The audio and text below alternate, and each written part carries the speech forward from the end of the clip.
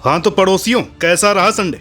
जो टीम अपनी full strength पर भी अमेरिका, जिम्बाब्वे, अफगानिस्तान और आयरलैंड से हार जाए, उस गिरे हुए मनोबल के साथ उस टीम का क्या हश्र होना था, ये हमने कल देख लिया है। अब तो ऐसा लग रहा है कि भारत और न्यूजीलैंड ने पाकिस्तान क्रिकेट को केवल टीजर और ट्रेलर दिखाया है, और कहीं बांग्लादेश की टीम उनकी पूरी की पूरी पिक्चर न बना दे। नौटंकी कप्तानी, थके हुए फील्डर और मरी हुई बॉलिंग लाइनअप की मेंटालिटी, इन सबको अगर आप एक मिक्सर में मिक्स करें तो निकलती है पाकिस्तान की सबसे बेस्ट टीम, जो चैंपियन ट्रॉफी में खेली और 2 मैच खेल करके ही बाहर हो गए। भैया आईआईटी वाले बाबा ने क्या बोल दिया कि पाकिस्तान ही जीतेगी, पड़ोसी तो सीरियस हो गए।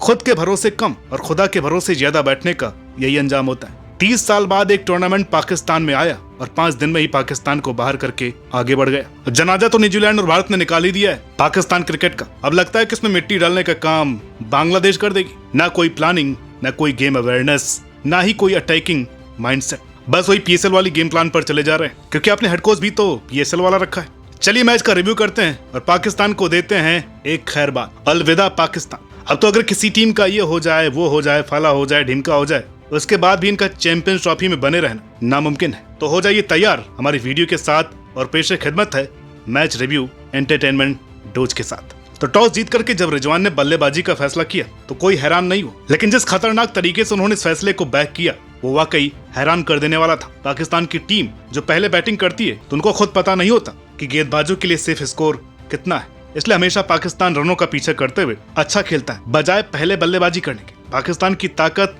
उसकी बैटिंग में, ना कि बॉलिंग में, और कॉमन सेंस कहती है कि ऐसे में आप चेज करने ही जाएंगे। जाहिर है ये टीम पाकिस्तान है, काम करेगी तो उल्टा ही।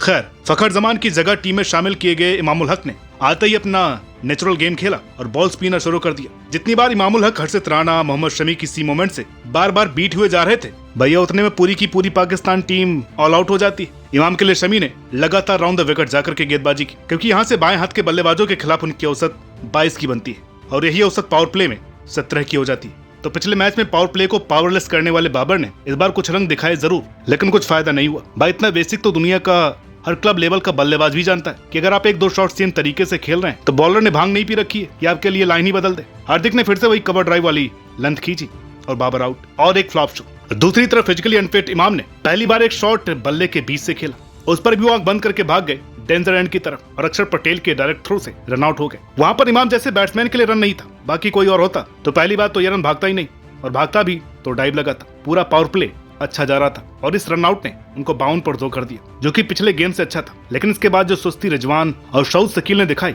ऐसा लग रहा था कि क्या ये लोग फिर से कहीं टेस्ट चैंपियनशिप के लिए तो नहीं खेल रहे। मतलब कि इतनी डरी हुई क्रिकेट क्या होता अगर इंटेंट के लिए खेलते और आउट हो जाते तो।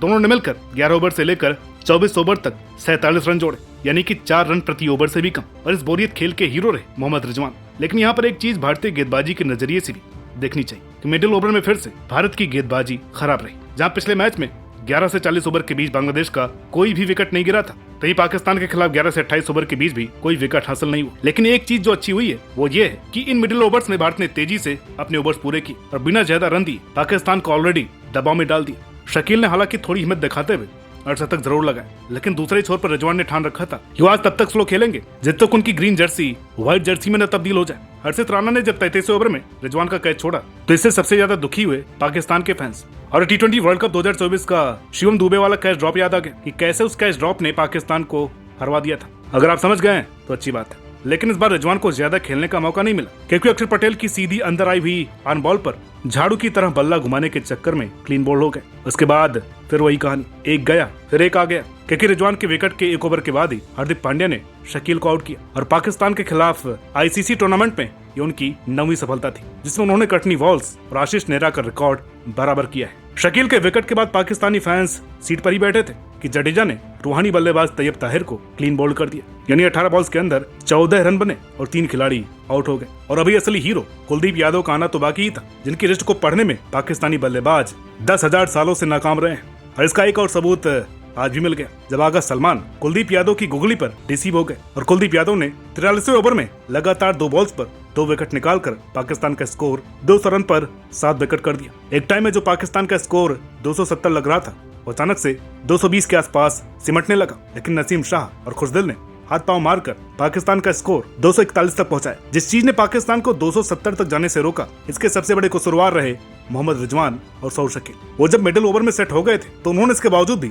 रिस्क लेने की नहीं सोची, बस इनिंग को खींचते रहे। कमेंट्री कर रहे यान बिशप ने बोला, ये टीम अपने मिडिल ऑर्डर के बल्लेबाजों पर भरोसा करती भी है या नहीं, इसलिए 152 पर 2 से उनका स्कोर 212 पर 7 हो गया। ऐसा ही कुछ हाल 2023 के वर्ल्ड कप में भी हुआ था। यानी इन 2 सालों में सभी टीमों ने कुछ न कुछ लेसन्स जरूर लिए हैं। बस पाकिस्तान की टीम आज भी वही है। खुद जब उनकी गेंदबाजी आती है तो डेथ ओवर्स में 6-6 ओवरों में 70-75 रन देकर के जाते हैं। और आज जब भारत ने डेथ ओवर्स में पाकिस्तान के खिलाफ बॉलिंग की तो हर्षित राणा और कुलदीप यादव ने मिलकर 40 गेंद में केवल 28 रन दिए और 4 सफलता हासिल की। भारत के लिए उसकी बॉलिंग अच्छी रही, लेकिन मोहम्मद शमी थोड़ा सा आखिरी ओवर्स में महंगे साबित हुए जब उनको खुशदल शाह ने एक ही ओवर में 2 छक्के लगाए। लेकिन उसके बावजूद भी पाकिस्तान एक रिस्पेक्टेड टोटल नहीं बना सकी। तो 242 चेज करने उतरे भारत ने फिर से वही कहानी दोहराई, यानी कि वही शुभमन गिल का एक एंकर रोल और रोहित शर्मा का तूफानी इंटेंट। अफरीदी की बेहतरीन इन स्विंग पर बोल्ड होने से पहले वाली बॉल पर रोहित शर्मा ने एक मिस टाइम स्ट्रोक खेला था कवर के ऊपर। उसको अगर आपने ध्यान से देखा होगा तो एक चीज साफ साफ झलक रही थी कि रोहित शर्मा के रिफ्लेक्सेस कितने कमजोर हो रहे हैं, क्योंकि शॉट में उनके पांव तो हिले ही नहीं, उन्होंने खड़े खड़े बल्ला घुमा दिया। अब वो तो किस्मत की बात है कि बाहर फील्डर नहीं थे और उसकी अगली ही गेंद पर वो बोल्ड हो गए। लेकिन पाकिस्तान ने अपनी रवायत बरकरार रखते हुए ओरिजिनल किंग विराट कोहली को पूरा मौका दिया कि आप आइए और अपनी खोई हुई फॉर्म हमसे वापस लेकर के जाइए। पाकिस्तान के खिलाफ 53 के अवसर रखने वाले विराट कोहली ने शुरुआत में संभल करके खेलना ही सही समझा, क्योंकि शाहीन और नसीम दोनों की बॉल्स स्विंग कर रही थी। लेकिन उन्होंने मोहम्मद रिजवान और शकील वाली गलती नहीं की, मतलब कि डिफेंड करने के चक्कर में इतने ज्यादा डिफेंसिव हो गए कि एक अलग ही नशा चढ़ गया दिमाग के ऊपर कि टेस्ट खेल रहे हैं या वनडे। विराट कोहली भले ही डिफेंसिव खेल रहे थे, लेकिन गिल ने अफरीदी के अगले ही ओवर में 3 चौके जड़ करके शाहीन का कॉन्फिडेंस पूरा शटर कर दिया। इसी दौरान पाकिस्तान ने अपनी एक और रिवायत को दुनिया के सामने फिर से शो किया, जब खुशदल शाह ने मिड विकेट पर गिल का 35 रनों पर वही वाला कैच छोड़ दिया जो 2023 के फाइनल में ऑस्ट्रेलिया ने नहीं छोड़ा था। वहीं दूसरे छोर से ये सारा ड्रामा देख रहे विराट कोहली ने आज सबसे तेज 14,000 रनों का कीर्तिमान अपने नाम कर लिया है। और जिस तरीके से बल्लेबाजी वो आज कर रहे थे उससे कुछ बड़ा होने का अंदेशा तो नजर आ रहा था, क्योंकि उन्होंने अपने फेवरेट बॉलर हैरिस राव को जिस तरीके से टैकल किया वो वाकई देखने लायक था। पाकिस्तान का पावर प्ले जहां 52 पर 2 से खत्म हुआ था, तो वहीं भारत का 64 रनों पर, यानी कि केवल 12 रनों का ही फर्क था। लेकिन उसके अगले 14 ओवर तक पाकिस्तान ने केवल 27 रन बनाए और भारत ने इसी 14 ओवर्स में 62 रन बनाए और गिल का विकेट खोया। इन 64 रनों ने पूरे मैच में सबसे बड़ा फर्क डाला। ना तो रिजवान अटैक के लिए जा रहे थे और ना ही उन्होंने अपने बॉलर्स को सही से यूटिलाइज किया, जिसे कहते हैं कि आप फाइट भी नहीं कर पा रहे हैं, न अपने टोटल को डिफेंड करने के लिए अपने बॉलर्स को बैक कर पा रहे हैं। क्योंकि जब नए बल्लेबाज अय्यर बल्लेबाजी के लिए आते हैं तो हम अपनी वीडियो में कितनी बार बोल चुके हैं कि कप्तान को चाहिए कि 2-3 स्लिप लगाए, शॉर्ट लग लगाकर नए बल्लेबाज पर दबाव डाले। लेकिन रिजवान ने पूरी फील्ड खोल दी और अय्यर के साथ विराट ने भी सिंगल डबल लेकर के स्कोर बोर्ड को 102 पर 2 से 209 पर 2 कर दिए, वो भी 20 ओवर्स के अंदर। इसे कहते हैं गेम चलाना। शॉर्ट बॉल से परेशान रहने वाला अय्यर ने जब से अपना स्टैंस बदला है और अब वो बल्ला नीचे नहीं पटकते बल्कि ऊपर ही रखते हैं, जिससे वो शॉर्ट बॉल खेलने के लिए पहले ही पोजीशन में आ जाते हैं। इस बदलाव के बाद अय्यर शॉर्ट बॉल पर एक अच्छे कंट्रोल के साथ पुल शॉट मारने में काबिल हो गए। इसका मुजाहरा वो शहीद मुश्ताक अली ट्रॉफी में दिखा चुके हैं और उसके बाद इंग्लैंड की सीरीज में और अब कल के मैच में भी उन्होंने अच्छा खासा नमूना पेश किया है। 39वें ओवर में आउट होने से पहले अय्यर ने 67 बॉल्स में 56 रनों की पारी खेलकर भारत को जीत के करीब ला दिया, जिसकी खानापूर्ति विराट ने आखिरी गेंद पर चौका मार करके की और अपना 51वां शतक पूरा किया। बात करें कि पाकिस्तान को इससे क्या हासिल हुआ है, तो ये है कि पाकिस्तान ने एक अच्छा कमबैक किया है। अपने होटल से अपने घर की तरफ रन मशीन ईगल अफरीदी ने ओवर में 74 रन पिटाए, जबकि हैरिस राव ने 7 ओवर में 52। जोला ब्रांड ने पाकिस्तानी गेंदबाजी की लाज रखी और 10 ओवर में 28 रनों का एक बेहतरीन स्पेल डाला। इसी के साथ भारत लगभग अगले राउंड के लिए क्वालिफाई कर चुका है और पॉइंट्स टेबल के टॉप पर जा चुका है, जबकि पाकिस्तान आखिरी पायदान पर बेशर्मी का चोला ओढ़कर मजे कर रहा है। एक मैच जिसमें आपको स्टार्ट मिल चुका था,